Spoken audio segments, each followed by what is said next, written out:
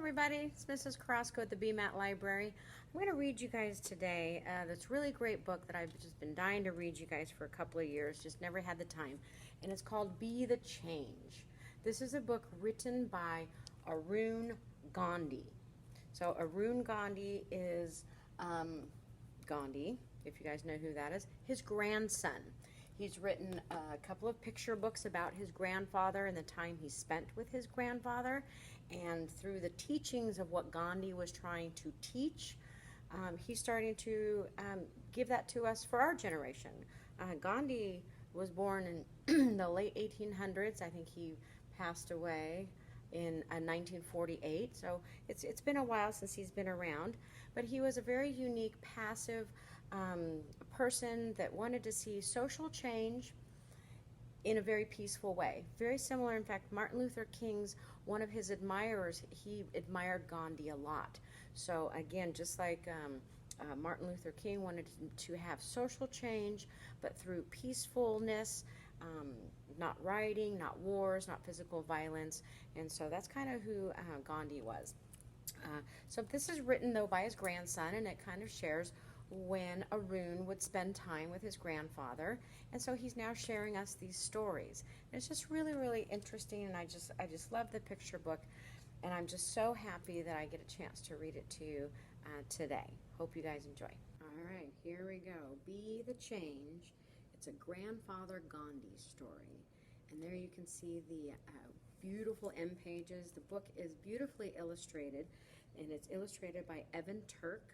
And so the beginning end page and the ending end page, they're different colors, but the styles are very similar.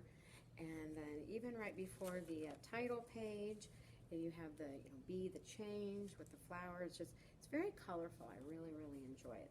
Then we've got our title page, and it's by Arun Gandhi and Bethany Hedges. So Arun probably had a little bit of help getting his thoughts down on paper, so that's why there's two authors. Sorry about that.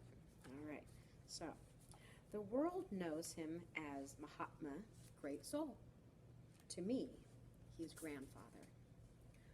Life at the Sevagram Ashram, grandfather's service village, revolved around the sun. Before daybreak, we left our beds. All 350 followers gathered for the morning prayer meeting. Peace descended on us like the rays of the sun. All religions were welcome. The purpose of ashram life was to live simply and non-violently. Each day was filled from sunrise to sunset with service. The ashram worked as one, washing clothes, planting vegetables, picking fruit, spinning yarn, anything that needed doing was done for the good of all. Grandfather had dubbed our work Experiments in Truth. There were 11 vows of ashram living. The one I found the hardest was the vow not to waste. And it was an important one, a cornerstone of grandfather's teachings. I wasn't sure how not wasting food or other items made life nonviolent, but I did my best to follow the path put before me. Bapuji said I would understand in time, but I had already lived at Sevagram for more than a year. Soon, grandfather asked that I accompany him to Pune. I was happy to get the break from ashram life, from waking early and working hard, but at the Natural Cure Clinic, our routine was much the same. The same vows, the same self-discipline. When grandfather talked, thousands came, overflowing the gardens.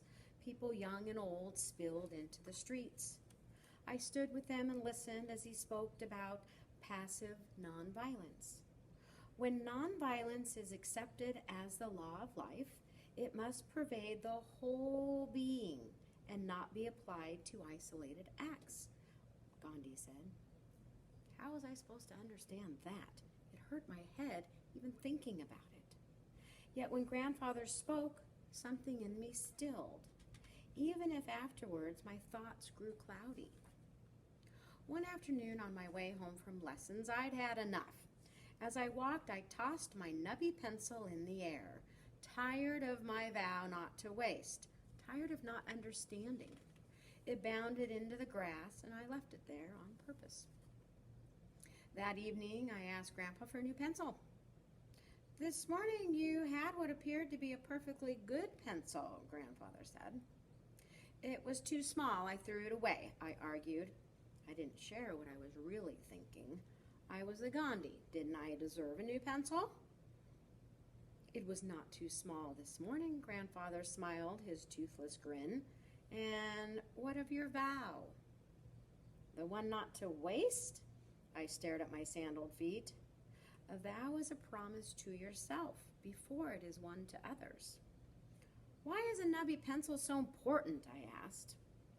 It is not the pencil, but you that is important, Grandfather patted my shoulder.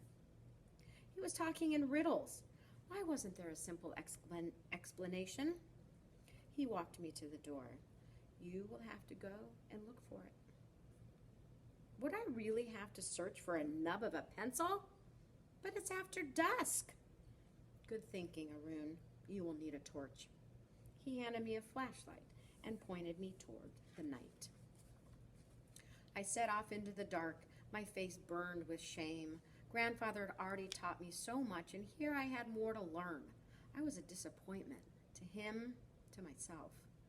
I retraced my steps, past the bench with the broken leg, past a pack of stray dogs.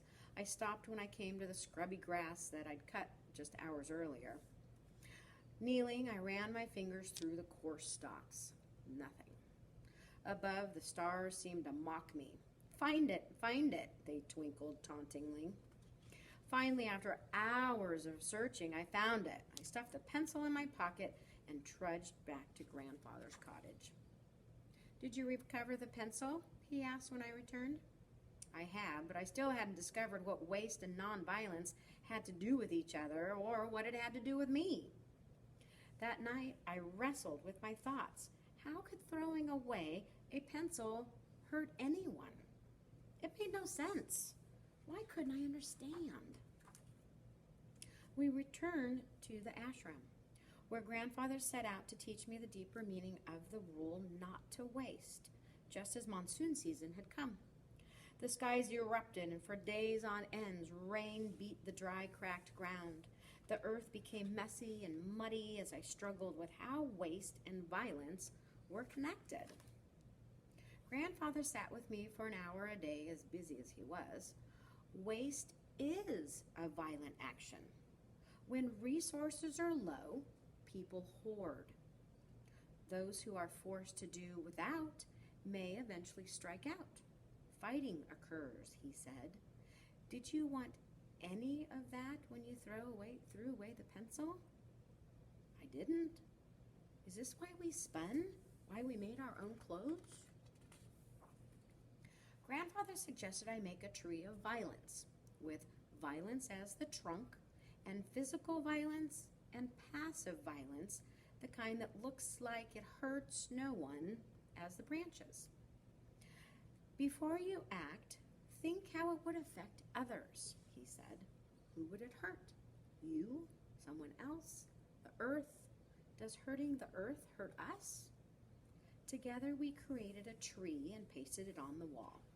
Each day I added my thoughts and actions to it. You can see some of those: bullying, eating more than my share, throwing away my pencil, pushing, kicking. So throwing away your pencil or eating more than your share would definitely be passive acts of violence, right? Not physical violence. Grandfather would come by my hut and he'd watch my tree grow. When I wasn't sure where to place something, he helped me decide if the thought or action was passive violence or physical violence. As the monsoon rains renewed the earth, my tree grew and grew. Both branches were heavy with leaves, but the passive side became enormous. And you can see there the passive violence, that big giant tree over there. Yep, because we all know you can't hit, kick, you don't touch people, but it's the passive violences that he's really talking about. Soon I could see how throwing away my pencil could hurt others. More graphite would be needed to be mined for a new pencil. Trees would be cut down. Land would be stripped bare. Villages would be lost. Were my wants, like the one for a new pencil, more important than the needs of others? I saw how kicking and shoving led to rioting. I saw how violence led to more violence, how wars led to more wars. Like the soaking rains that turned the musty earth lush and green, new growth finally sprouted in me. I was responsible for my every thought and action. Yes, but I was also responsible for the thoughts and actions of the world. To change the world, I needed to change myself. As the rains trickled to an end and the sun returned, Grandfather took my hand. We walked amid the hustle of ashram life, new planting, chores, prayers, work. Grandfather had a saying. He had said it to many, and now he said it to me. Be the change you wish to see in the world, Arun. And with Grandfather as an example of being the change for himself and others, I would. At the very end of the book, there is a Be the Change pledge. And it says, I pledge to dig deep to understand passive violence, to find the roots of my thoughts and actions. I pledge to not overuse resources, to focus on my needs over my wants. I pledge to learn to work with others as one for the good of all. I pledge to be the change I wish to see in the world. Also at the end of the book, a note from the authors, they talk a little bit more about the passive violence which leads to physical violence. And so here's a couple of sentences. It says, with physical violence on the increase, we need to, as Gandhi would say, we need to shut off its fuel supply, which is passive violence. So he was saying that passive violence would always lead to physical violence, or a lot of times it would. So examples of passive violence, how many of us waste food or throw away tools or clothes and toys even when they're not worn out? How many of us don't recycle? And how many of us think bad things about others, about ourselves, call people names, judge others? It says if we don't want to live in a violent world, then we must stop the fuel supply. And that's when we start thinking badly about ourselves and others. We don't recycle, we don't reuse. And I think a lot of us over this COVID home sheltering realize, even like the toilet paper situation, we learned not to overuse our toilet paper because it was in high demand, so people were hoarding it.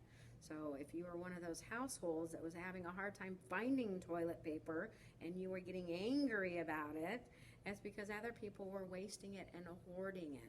So it kind of makes a little bit more sense sometimes of when you don't conserve and you constantly waste, then sometimes it can lead to other things like that.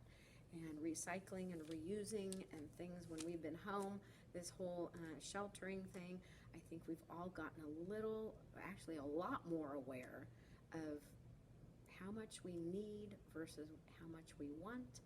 And we are learning how to not waste anymore because we're kind of forced to, and we're needing to cut back and make sure that we don't need too much, because sometimes things aren't easy to find. So I hope you enjoyed it. If you're interested, I know there's a lot of information on Gandhi, and I do have a couple of resources in the library or your other libraries. So it was really interesting, and I just loved the way he wrote that story, and I hope you really enjoyed it. Thanks for listening.